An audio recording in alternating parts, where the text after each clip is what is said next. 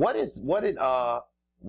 this is you know what's funny? I forgot a team that's actually got really good. Used to be so terrible, and they're like one of the front runners in the Big Ten now. And it's funny how the power shifts. It's Northwestern.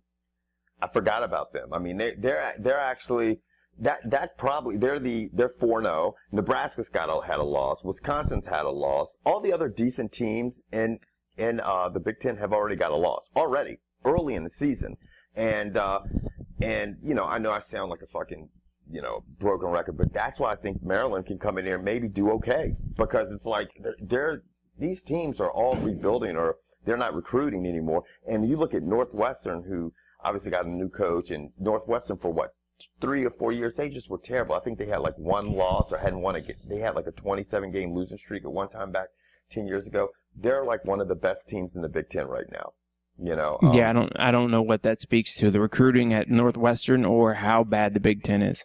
I have no idea. And you know, I mean, they beat, you know, they've got to win over California in California. Yeah, it's impressive. They beat Syracuse, they beat Western Michigan, and they just beat Maine. So next week, not next week, but in 2 weeks, they play Ohio State. So that'll be an interesting game. Yeah, I think next week the big game for me is going to be LSU playing at Georgia. At 3:30 on Eastern Standard Time. That's the one game I'm looking forward to. Hopefully, for all you folks who are just watching this because we talk about college football and you like to hear Kevin and I's voices, that's kind of strange. But tune in next week at 3:30. I have a feeling you're going to see a really good game. Yeah. I mean, yeah, because, you know, in Georgia is always going to be fucking tough.